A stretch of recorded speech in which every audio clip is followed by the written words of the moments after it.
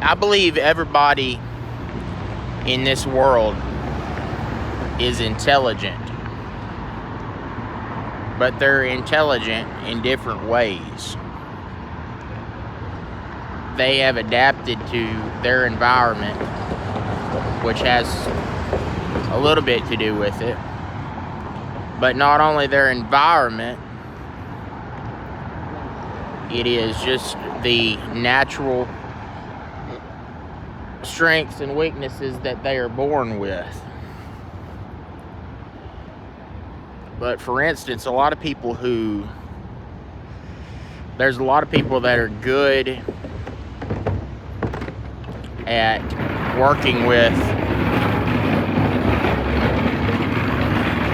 There's a lot of people that are good at working with a team. And then there's a lot of people that really don't work well with a team. And sometimes the reason they don't work well with a team is just because they're lazy or they're, for whatever reason. But a lot of times those people who don't work well with the team are people who are independent thinkers. And I find that often to be the case. People who are really independent in their thinking a lot of times don't work well with other people.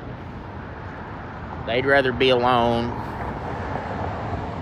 because it allows them to think freely, not having to worry about a whole bunch of other people trying to jump in there and mess up their thought process. And sometimes it's because they have a weak mind. They are not able to take what other people say or leave it. It's like if they hear something they don't agree with, they can't just take it into consideration. They've got to fester over it. They're not able to get out of their own head. But when you have people that can work with a team, but not worry about what other people say, do what they do regardless of what the other people in the team say, because that's what they want to do, then you have the leader. They either lead the team or they don't get along with them, one of the two. But people inherently, if they're going to make an effort to do something, then they want to have their identity in it. That's why you look at these buildings and you see people's names on them. Charles Schwab. They want their identity on things. So they either want to be the leader or they just want to be in the team so it can make them a living. But when they have a chance to do something and put their DNA on it, they're going to do it.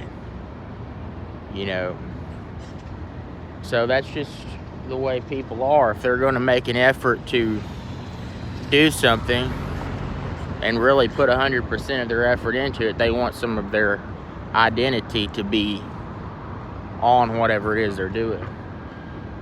Otherwise, they're not going to give it 100%.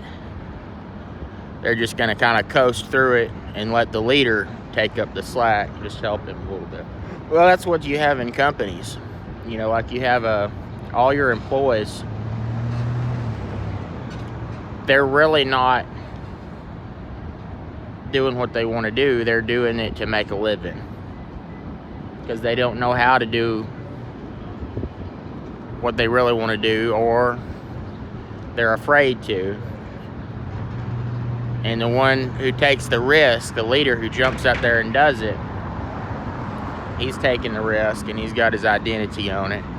He's got his reputation on the line, so he wants credit for that. But a lot of times people have other interests, such as their family, and they don't want to get tied down to some kind of big project intertwined with their identity. They just want to go to work and come back home and make a living and enjoy their time with their family. So you have people, everybody in the world has different motivations for what they do. We basically want the same things, but we have to get them different ways. You know, we can't all get them the same way, because we have our life set up differently for whatever reason. That's just the way it is.